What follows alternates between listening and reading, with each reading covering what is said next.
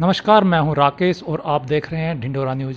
मेरे साथ आए आज साहित्यकार और समाज सेवी सुभाष भास्कर। सुभाष जी, काफ़ी लंबा अरसा साहित्य में और समाज सेवा में हो गया, कैसे शुरुआत हुई थी? जी, यूँ तो मेरी साहित्यिक सफ़र की शुरुआत गांव से ही हो गई थी, लेकिन ज़्यादा जो काम आकर हुआ वो जब मैं चंडीगढ़ आया 1987 में, तब से ज़्यादा मैं इस काम में संलग्न हुआ। तो सबसे पहले तो जैसे अगर मैं बताऊं समाज सेवा के बारे में, तो मुझे एक मित्र के लिए ब्लड डोनेट करना पड़ा था, जिसमें मेरे मन में भ्रम आ गया था, पता नहीं ये कैसे पूरा होगा। तो मैं वहाँ पर मिला था मिसिस स्वरूप कृष्ण को। वो पद्मश्री स्वरूप कृष्ण ऑनरेरी सेक्रेटरी थे ब्लड बैंक सोसाइटी पीजीआई के। तो उन्होंने मुझे बहुत मोटिवेट किया। उन्होंने कहा ये तो 24 आवर्स में कंप्लीट हो जाता है, तुम हर 3 महीने के बाद ब्लड डोनेट कर सकते हो, यंग मैन हो। तो फिर ऐसे उन्होंने मुझे परमानेंट मेंबर बना लिया था ब्लड बैंक सोसाइटी का। फिर मैं ऑफ एंड ऑन कभी ना कभी जब भी ज़रूरत पड़ती थी खूनदान कर देता था। लेकिन उन्होंने कहा कि तू यंग मैन है, तू खूनदान करता है तो एक यूनिट आता है जिससे 4 लोगों की ज़िंदगी बचती है, क्यों नहीं तू कैंप लगवाता ज़्यादा से ज़्यादा। एक कैंप लगाएगा तो 100 यूनिट 50 यूनिट आएंगे, कितने लोगों की जान बच। वो मेरे मन में बात बैठ गई। फिर मैंने बहुत से कैंप लगाने शुरू किए। सबसे पहले मैं यहाँ जॉब करता था मार्कफेड में, मार्कफेड में कैंप लगाने शुरू किए। ऐसे जहाँ जहाँ मेरे मित्र दोस्त थे, कोई भी लोग थे, तो उनको मोटिवेट करके मैं कैंप लगाता था। तो कैंप लगने शुरू हो गए। फिर मैंने साइकिल रैलियाँ निकाली ब्लड डोनेशन को प्रमोट करने के लिए। यहाँ से चंडीगढ़ तक मैंने साइकिल रैली को भी लीड किया, पैदल यात्राएं की पंजाब से लेकर हिमाचल तक। तो ऐसा मेरा सामाजिक सफ़र शुरू हुआ था। तो सर, लेखन में कैसे आपका एंट्री हुई? जी, तो जब चंडीगढ़ आए तो लिखन का तो शौक़ तो था ही शुरू से ही, यहाँ समय भी था।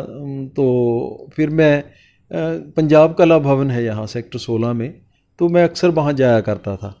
वहाँ लेखकों की मीटिंग होती थी, कहानी दरबार होते थे, कवि दरबार होते थे। तो मैं संपर्क में आया था श्री मोहन भंडारी जी के, जाने माने कहानीकार हैं। तो वहीं से बस लगन शुरू हुई। फिर मैंने तब से ही लिखना शुरू कर दिया था। कॉलेज टाइम में भी कुछ लिखा है आपने? कॉलेज टाइम में थोड़ा बहुत, जैसे कि कॉलेज मैगजीन के लिए कविता तो कॉलेज मैगजीन में छपी थी, और बहुत ज़्यादा नहीं था। लेकिन जब मैं यहाँ आकर सबसे पहले तो मैंने अखबारों के लिए छोटे छोटे पर्सनालिटी फीचर लिखने शुरू किए। किसी के जीवन पर रेखा चित्र लिख दिया, किसी अपने गांव की हिस्ट्री लिखी, कुछ ऐसे छोटे छोटे लेख जब छपते थे अखबार में तो अच्छा लगता था। समाज सेवा पर, ब्लड डोनेशन पर लेख छपते रहते थे। फिर मन में मेरे आया भी क्यों ना एक बड़ा रेखा चित्र लिखा जाए। तो अब बड़ा रेखा चित्र किस पर लिखा जाए, तो मेरे दिमाग में सबसे पहले आए थे नेकचंद जी। तो मैंने उनकी ये जीवनी लिखी थी, नेकचंद, राग गार्डन वाला नेकचंद। ये किताब सबसे पहले समझ लो मेरी आई थी। तो ये आपने पूरी की पूरी ये किताब आपने खुद लिखी है? जी, मैंने लिखी है उनकी जीवनी पूरी। बड़ी उनसे मीटिंग्स होती थी, बहुत अपनी बातें बताया करते थे, कैसे वो पाकिस्तान में उनका जन्म हुआ, पार्टीशन में वहाँ से आए, यहाँ आकर उनका कैसे ये सपना साकार हुआ, इतना बड़ा रॉक गार्डन बना जिससे चंडीगढ़ आज वर्ल्ड फेमस है। फिर मेरी बुक का ये हिंदी में अनुवाद भी हुआ। प्रेमवीर जी हैं, उन्होंने हिंदी में अनुवाद किया था इस किताब का। तो ऐसे ही शुरू हो गई सफ़र लिखने का। इनके अलावा कोई और बुक भी आपने लिखी है? जी, फिर सिलसिला शुरू हो गया। फिर मैं डॉक्टर के.एन. पाठक थे, वाइस चांसलर पंजाब यूनिवर्सिटी के। उनके बारे में मैंने एक लेख पढ़ा था इंग्लिश ट्रिब्यून में, from village boy to scholar, Rita Sharma का लेख था। वो मेरे मन को बहुत अच्छा लगा, भा गया था कि कैसे ये एक उत्तर प्रदेश के एक छोटे से गांव में आकर इन्होंने पढ़ाई की और फिर ये वाइस चांसलर तक पहुँचे। तो फिर मेरी क्यूरियोसिटी हुई कि इनके बारे में भी पूरा जीवन लिखा है। फिर मैंने जीवनी प्रोफेसर के.एन. पाठक लिखी ये किताब। तो इसका भी अनुवाद हुआ, हिंदी में हुआ। डॉक्टर दुबे थे, के.सी. दुबे, उन्होंने हिंदी में अनुवाद किया, और इंग्लिश में भी हुआ इस किताब का अनुवाद। इंग्लिश में भी इस किताब का फिर अनुवाद। तो इनके अलावा आपने पंजाबी में भी काफ़ी पुस्तकें लिखी हैं। मेरा ज़्यादा शुरू काम पंजाबी से ही हुआ बेसिकली। मैंने तो फिर मैंने हिंदी के एक राइटर थे जिन्होंने अभिव्यक्ति, एक यहाँ पर संस्था चल रही है, सबसे ओल्डेस्ट साहित्यिक संस्था है अभिव्यक्ति। आजकल उसका संचालन डॉक्टर कैलाश आलूवाली और विजय जी करते हैं, विजय कपूर जी। तो उनके जीवन पर मैंने लिखी थी पूरी किताब, लम्मियां बाटां दा पांदी वीरेंद्र मेहंदी रत्ता, ये किताब आई। फिर उसके बाद एक किताब मेरी दास्तान आई। ये ऐसे मैंने 3-4 फिर बायोग्राफीज ये लिखी थी। तो इनके अलावा कोई कविताएं भी आपने लिखी हैं या उनका अनुवाद किया हो पुस्तकों का? मैंने कहानियाँ लिखी। सबसे पहले तो कहानियाँ मैंने लिखी, वो एक पूरी किताब छपी कहानियों की। और ये भी उस समय चंडीगढ़ साहित्य एकेडमी के सौजन्य से एक किस्म की वहाँ से ग्रांट मिली, उससे ये किताब छपी थी। इसमें 18 कहानियाँ हैं। तो ये बड़ी मकबूल हुई किताब, और ये किताब काफ़ी चर्चा में भी रही इसमें। उसके बाद मैंने कुछ कविताएँ ऑफ एंड ऑन लिखता रहता था। साझा संग्रह मेरे छपते थे, हिंदी में भी पंजाबी में भी, दोनों लैंग्वेज में ही मैं तकरीबन लिखता था। और ज़्यादा काम फिर जो मैंने किया, जब मैं लेखक गोष्ठियों में जाता था तो मैंने देखा कि हिंदी में बहुत अच्छी अच्छी कहानियाँ सुनने को मिलती थी। तो फिर मेरे मन में आया क्यों ना ये हिंदी की कहानियाँ पंजाबी में के पाठकों को भी मिले। तो मैंने फिर डिफरेंट राइटर्स की कहानियाँ 25 कहानियाँ ली और 25 कहानियाँ का अनुवाद करके किताब छपाई। वो भी मैं आपको दिखा सकता हूँ। ये एक किताब आई थी, तो इसमें 25 राइटर थे और बहुत ही माने हुए राइटर, जिसमें डॉक्टर वीरेंद्र मेहंदी रत्ता, के रत्तू, कैलाश आलूवालिया जी, माधव कौशिक जी, प्रेम बिज जी, इंदू बाली, यानी कि सभी तकरीबन चंडीगढ़ के मशहूर राइटर, उनकी कहानियाँ मैंने ये ट्रांसलेट की। ऐसे ही डिफरेंट फिर 25 लेखक और लेके मैंने 3 किताबें ट्रांसलेट की, जिसमें एक ये थी सुरक्षा चक्कर, ये किताब, इसमें भी 25 राइटर थे। एक किताब इसके बाद और आई, 3 सीक्वल आए। उसके बाद फिर मैं अभिव्यक्ति में एक हमें संपर्क में आया डॉक्टर पंकज मालवीय जी। उनका जो उर्दू जो रशियन साहित्य है उनको उन्होंने बहुत ट्रांसलेट किया। ओरिजिनल रशियन साहित्य को हिंदी में ट्रांसलेट किया उन्होंने, उसको फिर मैंने पंजाबी में ट्रांसलेट किया। वो मेरी किताब भी आई पूरी, अनडिठे हंजू।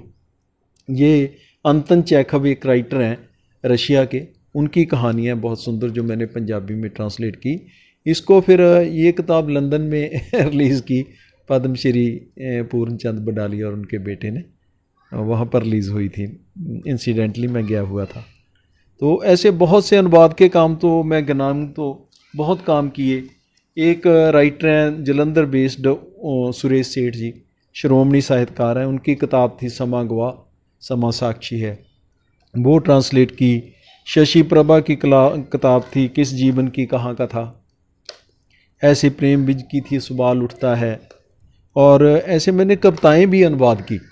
और अनूठा बाल संसार ये बाल कविताएँ थी डॉक्टर प्रज्ञा शारदा की। तो ऐसे फिर अनुवाद का काम चलता रहा, काफ़ी अनुवाद किए। आजकल अभी मैंने रिसेंटली एक किताब डॉक्टर सुमता मिश्रा की हिंदी कविताओं की किताब है,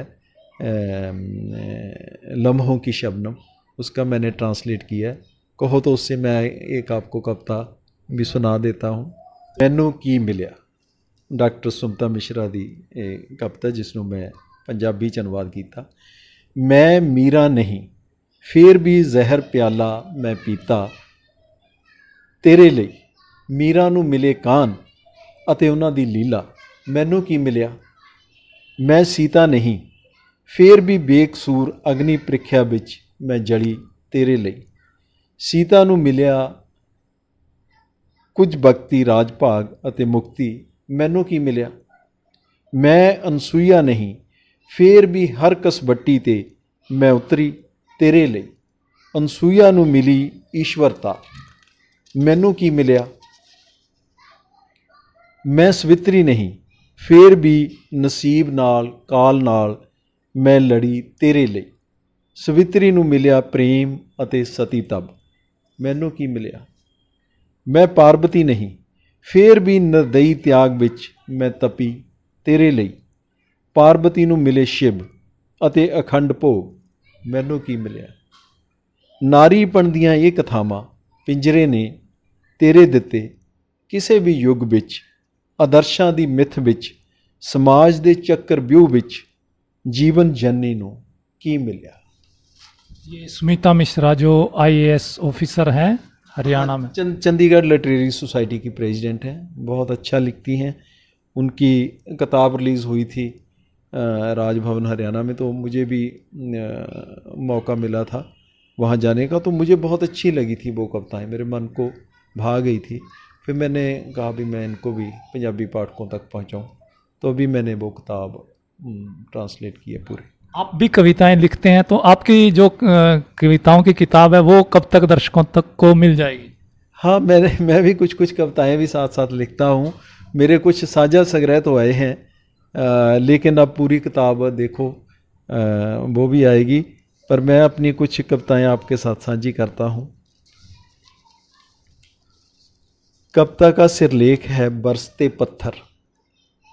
सावन तो बहुत मदमस्त आया करता था, कल कल बहते शीतल के झरने लाया करता था, रसीले आम चुपाया करता था, लगती थी झड़ी बनते थे खीर पूड़े, पीपल पर झूले झूलती थी किशोरियाँ, चारों तरफ छा जाती थी हरियाली, खिल उठती थी धरा। अब के कैसा सावन आया, रूठा रूठा दबंग सा, कौंधती बिजली, गरज रहे डरावने बादल, फट रहे हैं पहाड़ों पर, तेज मूसलाधार मानसूनी बारिश बरसा रही है कहर, करती मृत्यु तांडव, डूब गए घर, भीग गए चूल्हे, बह गया ईंधन, भूख के सताए पानी में फंसे हैं लोग, पानी की एक एक बूंद को प्यासे। क्यों हो रहा भूस्खलन, पत्थरों की बरसात, किसने घोंपा है पहाड़ की पीठ में बारूद। अब सादी चट्टानें गिर रही हैं सड़कों पर टूटकर, मलबे में फंसे वाहनों में दबे लोग की चीखें चिल्ला चिल्ला कर पूछ रही हैं, भूकंपों से कमज़ोर हुई ये चट्टानें या मानवीय करामातों से। देना ही होगा जवाब, बंद करनी होगी कुदरत से छेड़छाड़, वरना भरनी होगी चट्टी हमारी आने वाली पीढ़ियों को। ये आपने जो हिमाचल में आए दिन पहाड़ दरकते रहते हैं और उनसे लोग मर रहे हैं, उनसे आपने सोच कर प्रभावित होकर ये लिखी है। तो सुभाष जी, इसके अलावा अभी आपका आगे क्या लक्ष्य है साहित्य के क्षेत्र में और समाज सेवा के? मैं ज़्यादातर मेरियाँ बहुत विषय हैं कहानियों के जो मैं लिखने चाहता हूँ। कहानियों की, कविताओं की पुस्तकें आएंगी, कुछ मैं एक नावल भी पूरा लिखना चाहता हूँ। तो बहुत से प्लॉट हैं जो मेरे दिमाग में इस समय घूम रहे हैं। मैं काफ़ी काम साहित्य का पेंडिंग है जो करना चाहता हूँ, लेकिन अनुवाद में मैं ऐसा घुस गया था कि उसमें मुझे अपने लेखन पर अब टाइम बहुत कम मिला। अब मैं कोशिश करूँगा कि अपने लेखन पर थोड़ा ज़्यादा ध्यान दूँ। तो जो साहित्यकार हैं, माना जाता है कि साहित्यकार ज़्यादातर इतने धनी नहीं होते, ऐसा माना जाता है। तो क्या लगता है कि कहीं ना कहीं ये बात सच है और सरकारें भी साहित्यकारों के लिए कुछ ज़्यादा नहीं कर पा रही हैं? इसमें कितनी सच्चाई है? देखो, जो आपने बात कही वो ठीक है। जो साहित्यकार है उसका मेरे हिसाब में ज़्यादा ध्यान साहित्य के ऊपर होता है, और वो कभी नहीं चाहता कि उसको कोई प्रोफेशनल एंगल से या किसी तरीके से वो साहत को।